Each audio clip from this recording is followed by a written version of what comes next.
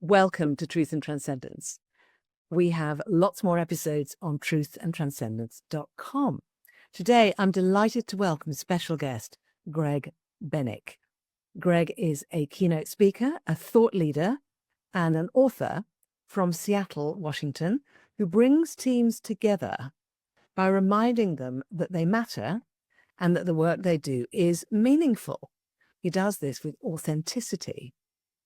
And he has a fantastic promo video at his website, which is gregbennick.com. GregBennick.com. So, Greg, thank you so much for coming on the show. Gosh, with all that information, I think we're done, right? Do we need to say anything else? That was wonderful. Thank you for that intro. Fantastic. Well, that's it, basically. We just smile at the camera. That's right. We're done. And it's all good. Thank you. Fantastic. So, thank you very much for coming on the show. I was just saying to you before we started recording that you're just so easy to talk to. I'm so glad. I could almost forget to start recording because it's just really nice. This thing, it says he does this with authenticity. I mean, everybody always wants to do things with authenticity, don't they? And probably everyone's got that somewhere in their marketing. What's your version of what that means to you? You know, I was having a conversation the other day with a good friend of mine, and I'll name him by name. His name's Dan Trometer. He's a keynote speaker. He's from Canada. He's wonderful and a very dear friend. And we were talking about authenticity and branding and the way we present ourselves. And Dan said something that really just threw me, and it was wonderful. He said, the goal is not to rebrand yourself if you're working on your business. He said, the goal is to debrand yourself. And what I loved about that is that it's so true. When you were giving the intro just now that I admittedly wrote, I mean, those are things that I say and use to describe myself. When you got to thought leader, I almost wanted to say, you know what? I've heard that so much recently that people are thought leaders. And I thought, I'm a thought leader of my own thoughts. That's the goal, right? And I wish there was a way to specify, not that Greg Bennick is a thought leader, you need to listen to him like a guru, but rather Greg Bennick has figured out ways to refine and distill the chatter of the world so that his thoughts are leading himself more often than they used to, if that makes sense, rather than everyone else's thoughts leading me. And I thought, that's the type of thought leader I really am. Sure, I come up with some ideas and I share them from the stage, but the distilling and the focusing and the stripping away of the societal messaging and the spectacle, that's something that I actively do. That's a debranding, not a rebranding, right? Yeah. That's a push towards authenticity, not towards buzzwords, if that makes sense. So the authenticity that I pursue is that debranding, like my friend Dan talked about. I really like that idea. And I think that's the pursuit, to make sure that the things I do are genuine and real to me. That's the authenticity piece. Amazing. Oh dear. Well, I've just created a whole new modality with a name and a website, which is completely branded. In the last 2 minutes. Oh, I thought you meant in the last 2 minutes you've been working on this. No, in the last, months. Yeah. So part of me is going, oh God. But you're not saying don't do that, are you? No, not at all. Not at all. No, I mean, in fact, like I'll keep my website. I think I'll tweak the wording from time to time, and debrand from time to time. I think it's really wonderful. I mean, the what we're talking about today is, the truthfulness within us, and transcendence necessarily suggests we're always going to be trying to rise above something. And I think that it's very easy to say, Greg Bennick is a and you can almost hear that voice as those words are said, not the ones you used. But how do we get it to the point where my intro is, Greg Bennick is, and it's said as casually and received as casually as conversation with a friend? That's the debranding. So we could always be working on that. I think it's a work in progress, in one of those two words. Yes, I completely 100% agree. But of course, there's that whole thing as well, which is you can't really sum up the experience of being with a person in a few words, can you? You have to actually experience the resonance, the energy between you to actually get the experience, and then you probably can't describe it. That's right. I mean, I'll get done with this conversation. And to some people today, when they ask what I did today, I'll say, I did a podcast interview. So, hello, podcast interview. That's you. Then to other people, I'll say, I had this wonderful conversation with my new friend and blah, blah, blah, blah, blah, and this and that and the other thing. And the entire experience will be perceived differently based on how I describe it. And yeah, this is, hopefully, I think it is already more than a podcast interview, right?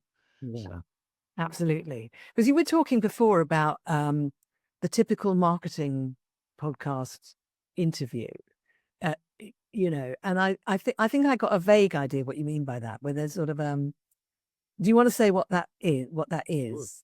It's painful. That's what it is. The typical marketing podcast interview is painful because what happens is, for me as a speaker, as a keynote speaker, I'm selling something that most people don't necessarily need. And what I mean is this. I used to spend a lot of time with a hairdresser, a hairstylist, and I would explain to her that if she took 100 business cards and went to 100 people with hair, I'm probably not in the running, and said, I can do your hair better, and gave out 100 business cards, she'd get probably 10 people, 20 people to email saying, please let me know, maybe even 30 people. If I took 100 business cards that said I'm a keynote speaker and an author, and I, present for corporate and association events worldwide, and I walked up to 100 people with that card, 100 people would probably go, huh? Or, yeah, I guess I could give this to my boss. Or, yeah, I saw a keynote speaker once. No one's needing that. No one's waking up in the morning, except for meeting planners and specific people. The point is, oftentimes keynote speakers approach podcasts as if every single one is a marketing opportunity to get them a keynote presentation. And once I stopped doing that, I had much better conversations in situations like this one, because this isn't a marketing experience. It's a chance to connect and share ideas. And I wish we all did more of that without the intentionality of something coming from it as a result, right? So typical marketing keynotes are painful because the questions are always the same. I end up giving similar answers. The expectation is that every viewer is just sitting there with a checkbook and they can't wait to write my name on that check. It's utterly ridiculous. So I'm much happier just to have a conversation and connect with your listeners and with you. Fantastic. Good. Well, I agree 100%. And I've been a guest on shows a few times as well. And sometimes I've been asked the sort of questions that are sort of inviting that. And I always sort of try and sort of kind of give an answer that's not the one they think they're Right. going to get. Because otherwise, as you say, it's so tedious. It's much more interesting to... So a lot of what you're saying then about authenticity is about not necessarily going into the mold that everyone's expecting, not necessarily going into the mold that is designed to get a particular result. And I love the thing you said about the thought leader, of that you're hearing all of these thoughts and playing around with ideas and so forth, with the intention that you find a way to have the sorts of thoughts yourself that will lead you to where you want to go. Now, I've never heard anyone describe it exactly like that before. I thought that was fascinating. I'm glad. I mean, I really, to be completely honest, I think about this stuff all the time, and it's always a work that is ongoing. I I was influenced, and I speak from the stage about the Situationist Internationale, who were a group of authors in France in the late 1960s. And there was a man named Guy Debord, and Debord wrote a book called Society of the Spectacle. And this is an influential book on me. And Society of the Spectacle is a difficult book to read. It's intentionally difficult. Debord wrote it to confuse his readers. That was part of the deal. That was part of the aesthetic. So if somebody picks it up and reads it, it reads like nonsense. And at times it is. But there's a core message in it. And that is that the world consists of spectacle all around us at all times. And the spectacle is designed to attract our attention and to make us feel as though something is happening beyond the pale of our existence. So, for example, I watch people having adventures. I watch people falling in love. I see this in the tabloids, on movie screens, on the internet. I mean, they were writing pre-internet, but they would be horrified at the spectacle of today. The point is, I end up living life at arm's length. I'm not falling in love because I'm satiated by those I see falling in love. I'm not having adventures because I'm completely satisfied by the fact that Tom Cruise is having incredible adventures, or Alex Honnold the other day climbing to the top of this tall building as the world watched. I don't need to do that. I can just passively watch it. And his contention was, let us engage with life. Let us engage with life. Well, to do that requires a stripping away of the spectacle and a recognition that all is spectacle. I would hope that viewers and watchers of this podcast uh, live their own lives based on what you and I are talking about and aren't just satiated by the spectacle that is this podcast. But I think that in the midst of social media and various sorts of media that come at us from every angle in every moment to distract us, empty our wallets, and make us feel terrible about ourselves, that we strip away those messages as much as possible and remember the voice, for example, that's in our heads when all the lights are off and we're staring at the ceiling in the middle of the night contemplating our lives.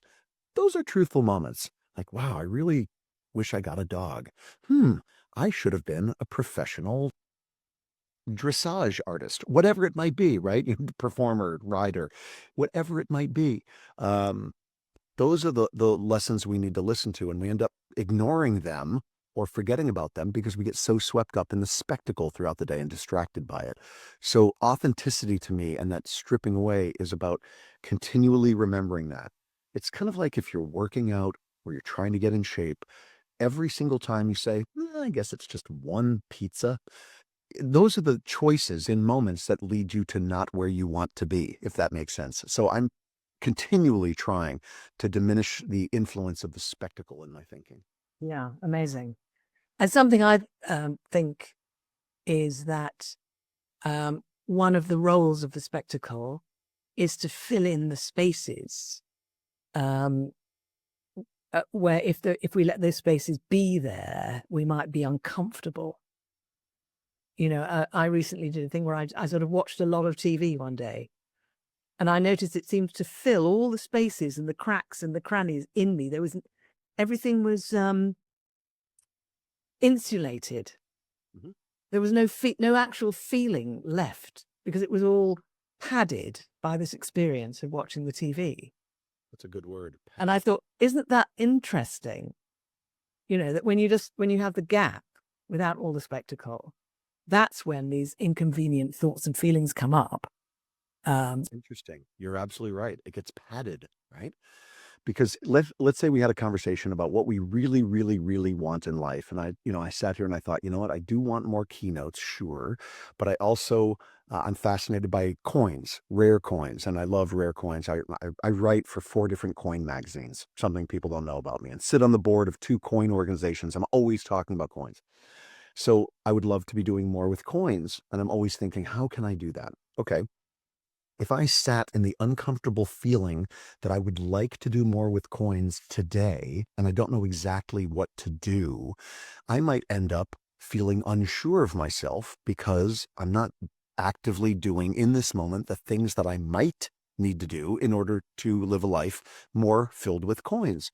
So, to use your brilliantly selected word, the padding fills those spaces, right? That gap within me, that empty space, could very easily be filled by my phone and staring at the doom scrolling and going through it and seeing what everybody else is doing. Again, the spectacle, it fills those spaces where I feel like, oh, okay, I've engaged with the world today. I've done enough. No, I haven't. I physically raised my arm with a device in my hand and turned my head and looked at it.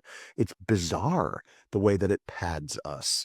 And I think that sitting in that uncomfortable space is important. I mean, there's a chapter in my book called "Leap into the Dark to Embrace the Possibility of Success," and the idea is that we fear success because where will success lead us? If we achieve the thing we want, where are we then? We are in a place of, wow, this is a new zone of success. Now what do I do? And we sometimes fear that because we want the stability of what's normalized around us, not what's unsure and new. So we don't pursue the things that we want to do. Again, I wrote my book as a series of reminders to myself to not do that, right? So the padding is a really interesting idea because sitting in that uncomfortable space of what do I want? What am I really after? Valuable. I like the idea of padding, and I'll definitely take that with me after we're done speaking today. I think I will use it more as well. It's the first time I've used that word for it, actually. I think it is important.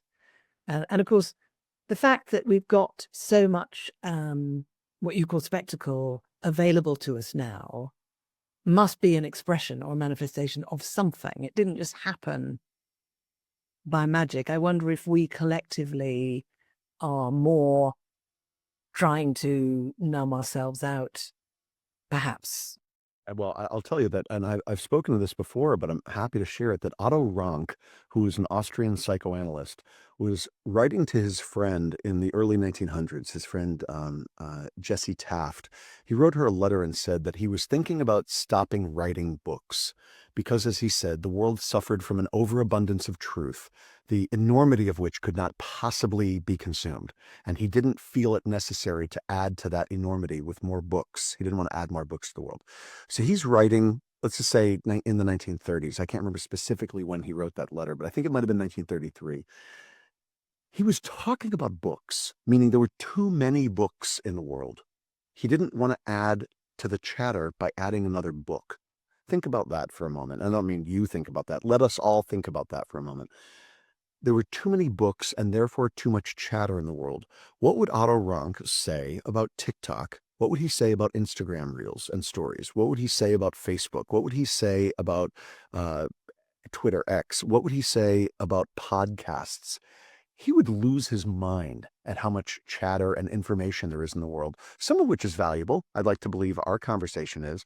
But to those who have no idea what this conversation is and are not actively listening to it, it's literally just another piece of content in the world that they will find, scroll past, be confused by, or engage with.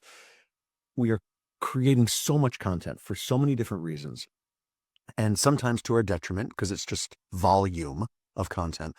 And also the intentionality behind it sometimes is it's meant to sell us things, right? But and then that gets overwhelming. But I think it's important to navigate through all that and find content that is either valuable, truly valuable to us, or just shut it off for a little while. Like if somebody was to write me and say, you know what, I listened to the first 10 minutes of your conversation today, and then I stopped because I went out in the world and I smelled a flower and I, fell in love and I, got the dog I always wanted. I'd say, hallelujah, that's a fantastic result of this conversation. And the other 40 minutes were also good, but don't even worry about it. You can listen to the other 40 minutes when you're out walking the dog with your beloved. That's exactly right. You're on sort of headphones where you've got one, you've got the thing. Yeah. Only one ear so that the other is actually listening to life as it happens. But Excellent. Yes, exactly. Best of both worlds. I love that. There was something else that you mentioned when we met before, Greg. This whole thing around your drive to share understanding with people, and this is something that really motivates you. And I wonder if you would like to share something about that, about what that means to you and the role that has in your life. yeah, and I can't remember specifically what I said. So as I answer, if there's something that you took a note on, please feel free to direct me. But I think that, we're all certainly works under construction. And I know that I am, no matter what age I hit, right? I remember, being 35 and thinking to myself, okay, this has got to be it, right? Like I've learned all the things there is to learn. And then, at 40, I was like, wait, there's more? This is weird. Wait, at 45, you get the point. I think we're all working on ourselves. And I think that some of the things that I've learned and read, because I spent a lot of time learning and reading, might be of value to other people. And you know what? Sometimes I share the thoughts that are floating around inside my skull, and people say, "Yeah, I disagree. No, that doesn't work. That doesn't work for me." I'm like, great, tell me what does. Let me learn more. I have studied and been fascinated by the work of a cultural anthropologist named Ernest Becker for many years, and I'm writing his biography currently. And Becker, who died in the early 70s, uh, explored a lot of huge ideas. Let's just say it that way. What's the significance of our mortality, and how does the psychology of our mortality influence us, and what's the role of our self-esteem, and where do we find meaning, and where do we find our value in the world? Those sorts of things. And he was just touching on those throughout these many books that he wrote. The point is that Becker, who won a Pulitzer Prize, was often trying to figure out who he was and trying to figure out what he was doing, even as he was writing books that won a Pulitzer Prize, right? I think that's fascinating. I think it's fascinating that even the person who won the Pulitzer Prize was sitting around thinking, am I doing this right? Like, is this the right thing that I need to be doing? So I think that all of us could learn from other people. And Becker, too, interestingly, always asked people when he met them, tell me what you're reading. And then he would go read those books. Even as he was writing a Pulitzer Prize winning book, he was still asking college students and people in coffee shops, oh, hi, nice to meet you. What are you reading? And then trying to learn from those people. So for me, the sharing of ideas is directly connected to how much more there is to learn and how much more I can glean from conversations like this one, even as I'm sharing things that I think feel like and seem to be true. So I'm not sure if that's what I spoke I about. love it. Yes. I mean, my sense of what you were talking about was very much what you've just shared there, which is this whole business of that as you share your understanding, you understand more deeply. And when you understand more deeply, you can then share more. And then, it's like an organic process rather than a stage one, learn everything, That's right. understand it all. Stage two, tell everyone about it. It's like a continuous, organic, flowing thing. That's right. And it's interesting that your Pulitzer Prize winner is so diligently learning and sharing as they go. Maybe there's a clue in that for us. Do you think? Absolutely I do. I'm nodding with truth. I could have sat there for 5 minutes just nodding. 'Cause yes, yes, absolutely. I wrote when I was writing my book, um, I made sure to say, I'm not a guru. Don't take every word of this as truth. I'm offering lessons that I remind myself of. This is essentially a book for me, and you're along for the ride because you happen to pick it up and you're holding it in your hands. The book is called Reclaim the Moment: 7 Strategies to Build a Better Now. How can we strip away the clutter of the world and focus on this moment and therefore create possibilities? And the book offers 7 strategies. The point is, those are 7 strategies I need. They're ones that I need because every single human being is an insecure, frightened, terrified creature hurtling towards an uncertain end, causing harm along the way. That's what we do. And we are also confident, hopeful, loving, inspired. We cause kindness along the way. And in this convoluted maelstrom of being a human, hopefully we do things that are great and wonderful and leave the world better than we found it in ways that don't infringe on other people's right and ability to do the same. Well, we fail at that all the time. In moments and in days, we do. We hurt people. We do it inadvertently. Sometimes we do it on purpose, which is horrifying, but we can always do better. So my book is a list of reminders to self to do better and to continually focus amidst a world of distractions. All of that to say, yeah, I think through conversations, we could always be learning more. I think through connection, we could always be learning more. And if we don't do what I did at 35, which is think, cool, I'm done. I've learned all the things. I'm joking. I don't think I ever actually said that to myself, but I kind of felt that at times. Like, wait, there's more years?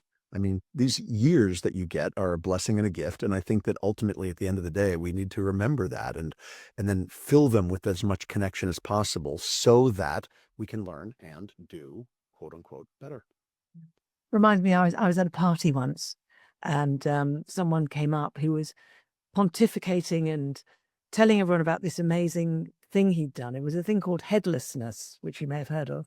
Headlessness. It's fascinating work. And he was really excited about this and just telling us we all needed to get into it and how fantastic it was. And we all listened for a while. And then someone said, have you just become enlightened for the first time? And we were like, yeah, I've been enlightened like 10, 12 times. And I've probably got another 50 or 60 left to go. And then I still won't be enlightened. That when you first enlightened, you think that's it. So I can resonate with the 35-year-old thing. I was like that at 17, let alone 30, which is worse and more annoying. Well, it's funny. I remember being in India. This is probably 30 years ago now. I was in India, and that could be an entire podcast of stories. But I ended up in the northern part of India in McLeodganj, which at the time was where the Tibetan government in exile was living, and I think they still are. And the Dalai Lama was there, and I ended up meeting the Dalai Lama, which was an incredible experience. And just being able to shake his hand, and it was that's a whole story. Um, Point being, I remembered thinking, what is enlightenment and what does that mean? And how do I achieve enlightenment? And, meeting and seeing the Dalai Lama and shaking his hand and seeing this person who essentially was glowing with energy. I thought, how could I achieve that? Not realizing that it's not a thing that happens, but rather a continual series of things that one experiences that feels that way. When I mentioned Ernest Becker's work, when I first read Ernest Becker's work, I felt that enlightenment sense, meaning I thought, oh, I've happened upon something that seems true to me. That's interesting. And it was like, now I can reframe the way I think. Well, then I read this, and then I saw that, and then I experienced this. And each one of those things was another stage of enlightenment, I guess you'd say. And as you brilliantly said, at the end of it all, I hope that we're 115 years old and we're surrounded by loved ones and laying there thinking to ourselves, wow, there's still more to learn. I mean, that's beautifully tragic, right? But tragically beautiful at the same time. So, Exactly right. Yes, exactly right. I love that. So you've got this beautiful facility, Greg, for rolling from one idea to the next, um, whilst allowing me to join in and play with you as well. Some people have got that lovely capacity, but you can't get in to actually say anything. Right. So you've got this sort of two-way, lovely rolling way of playing with ideas. Have you always had that? I mean, do you have any idea where that came from for you?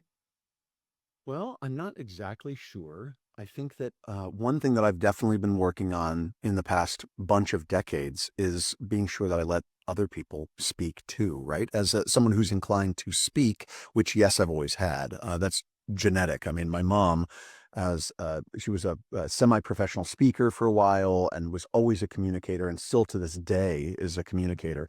I think that as somebody inclined to speak, we often forget to listen. And, I go to these speaker conventions where there's lots of type A energy, level 11 speaker energy. And there's reminders throughout to remember to listen. I'll just say it that way.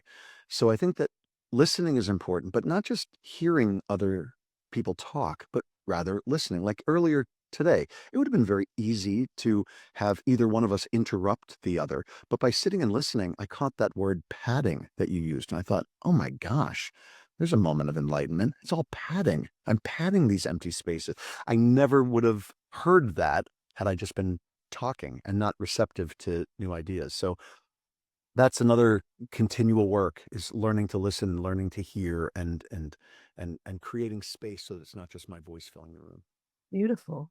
So you naturally had in your background this kind of capacity for speaking and communicating and rolling with ideas, Yeah. which is astonishing. I bet a lot of people would, cut their arm off for that, because so you don't know what it's like to be somebody who can't do that and then discovers how to.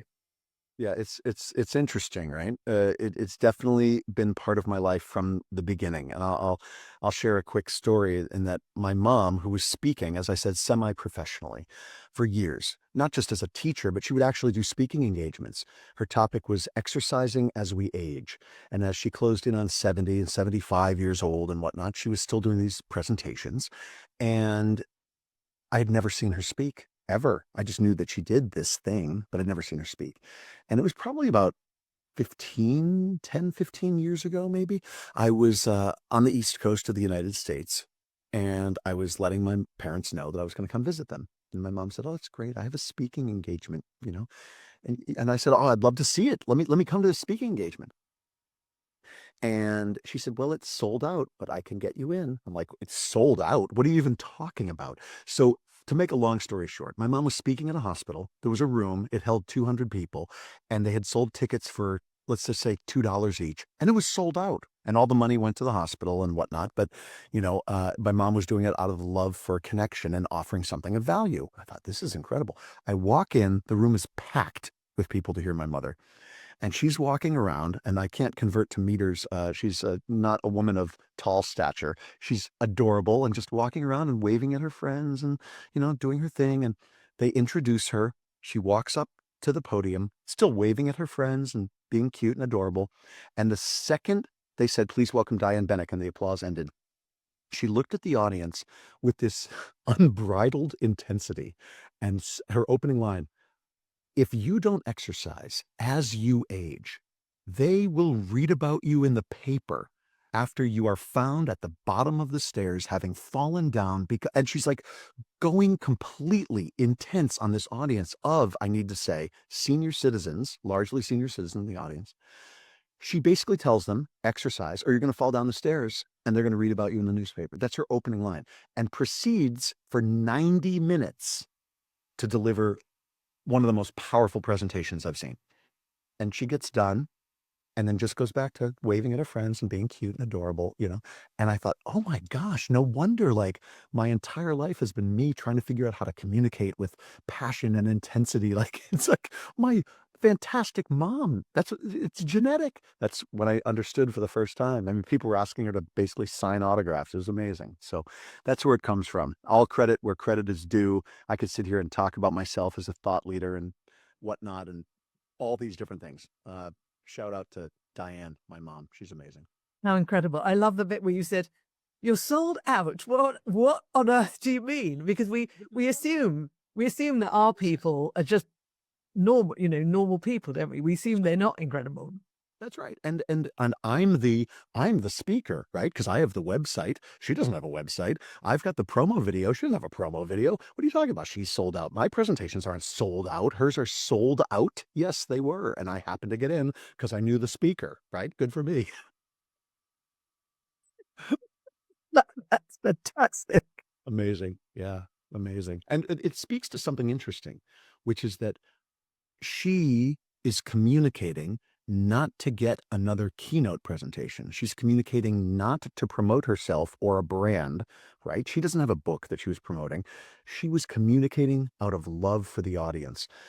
And a mentor and friend of mine, a guy named John Wilson, who is the genius that no one has ever heard of, lives near Seattle, Washington, where I live, once told me, he was my theater history and performance theory professor in college, said that the deepest part of the performer's bow comes at the height of the applause after the performance.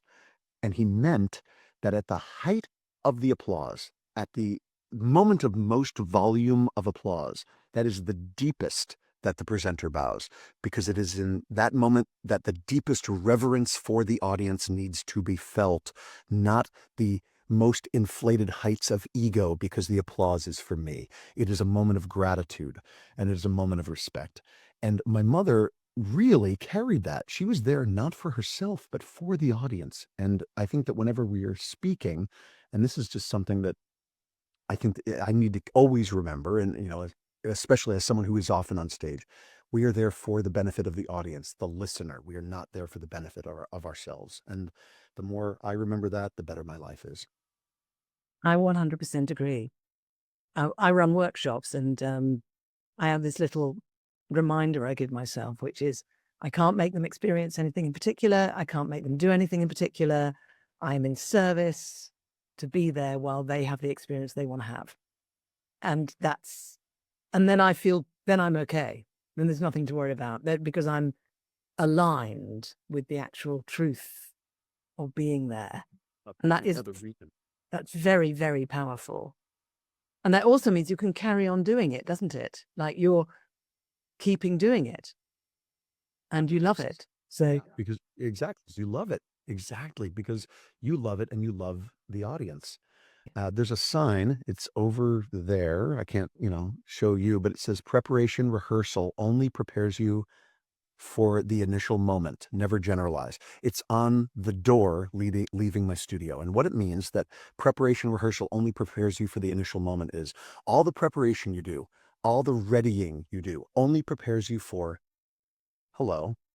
And after that, game on. whatever the audience brings, whatever you have decided to bring to the audience, throw it out the window. Like, keep it and use it as a framework, but be in the moment with the audience. Even if your presentation, even if the thing you do for work is line by line written and memorized, still in the moment, whatever it might be, in the midst of what you do, make it connected, make it authentic, make it down to earth, make it spectacle free. Just be present, be authentic in the moment. It's a reminder to myself not to get out on stage and deliver the presentation this time that I gave last week, or to say the thing that I always say because I always say it.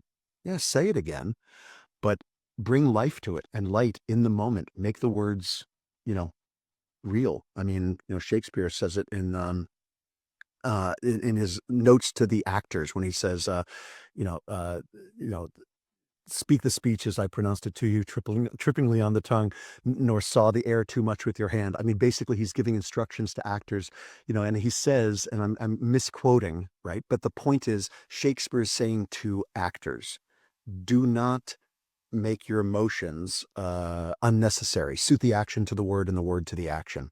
He's saying, be in the moment, be present. Have the words you say be authentic. Have the actions you participate in with your hands and your gestures for actors be genuine and authentic. And I think that message is true. I think as we go through our lives, whether people are listening to this while driving to work or sitting with their partner or whatever it might be, make your actions and your words authentic and present and real and genuine. And I think all our lives will be better for it. Beautiful. I love it. Do you actually teach other people to make presentations or keynote speeches? Yeah, I do, and there's a professional side to that, but I'll answer from the perspective of my coaching for TEDx. I'm a speaker coach for TEDx Perth, Australia, and as part of the coaching team for TEDx Perth, I work with the speakers who deliver TEDx presentations. So I very much enjoy that because those are pretty critical moments in career making and breaking sometimes for people. I think it's really important in those moments to do the very best we can and to be as authentic as we can, because TEDx and TED viewers want that. So in working with speakers, always trying to figure out what's the core of the presentation, what's the germ, the nucleus of it, and then build from there, rather than what happens sometimes is speakers will come in and say, I want to say this, done. It's like, okay, what more is there? And what less is there? And what can we give to the audience? And how can we do that in 17 minutes with as few words as possible and the most possible impact? So yes, I do work with speakers and in TEDx and beyond, and professionally as well, for sure. People who are giving presentations, people like, of course, your CEOs and people like that, but also, lawyers who don't get into practicing the law because they love giving speeches. They just have to do that in order to practice the law sometimes. So yeah, all sorts of people come to me with questions like that. Well, it would be a bit of a crime if you weren't teaching people, given your connection to it. I appreciate that. Would you like to say something about bringing teams together by reminding them that they matter and that the work they do is meaningful? Sure. I mean, that's a distillation of an idea that, again, where credit is due. I mean, Ernest Becker and the work that he did in his books was always inspiring to me, because I think that one core message throughout was the idea that we need to feel as though we are significant or that we matter in the world. I mean, that's an essential part of self-esteem, that we feel as though we're significant and our contribution to the world is meaningful to other people and to ourselves.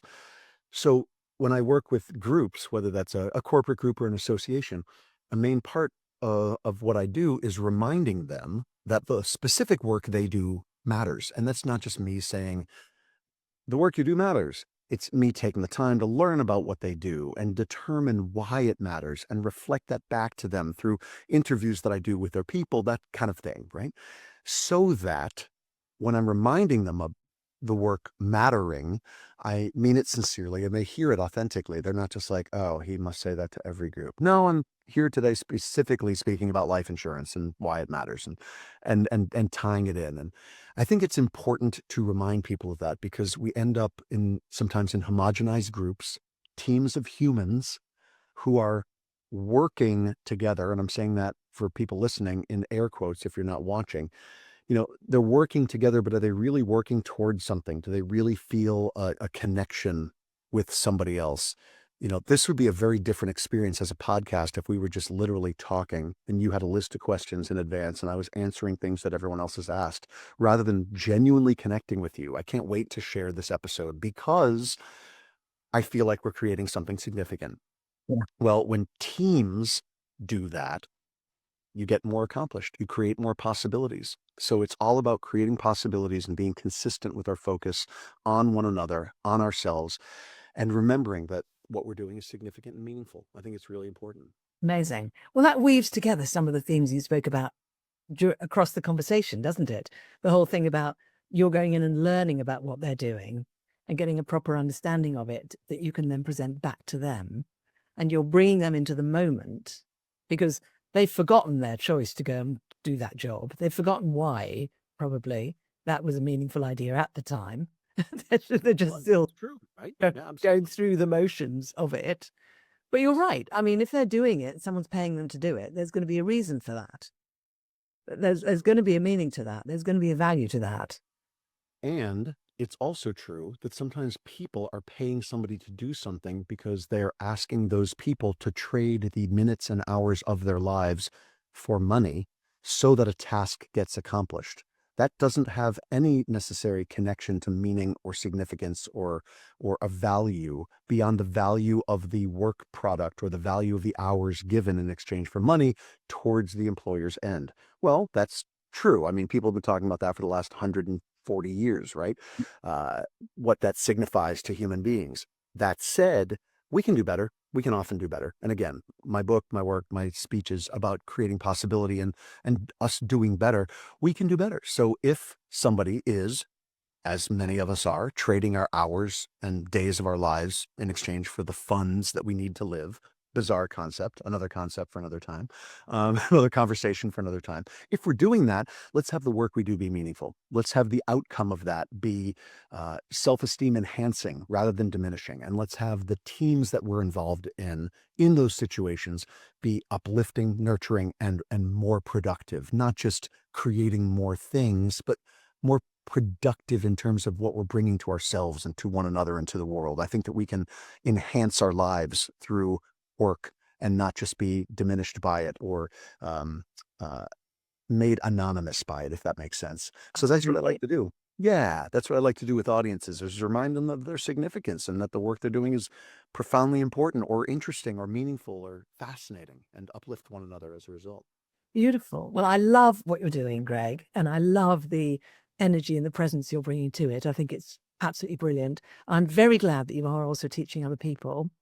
And who knows what other requests you may get across the years from people to, because presumably eventually there'll come a point where you think, actually, I'm fed up with standing up doing presentations, um, you know, but maybe there's someone who inspires me who I'm excited to help them to do it. So that kind of thing.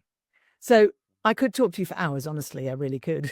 But we do have a time limit. So if we just take our attention to the wider world, right, with everyone, as you say, we're all trying to learn, we're all causing mayhem, and we're also causing marvelousness as we go from the beginning to the end.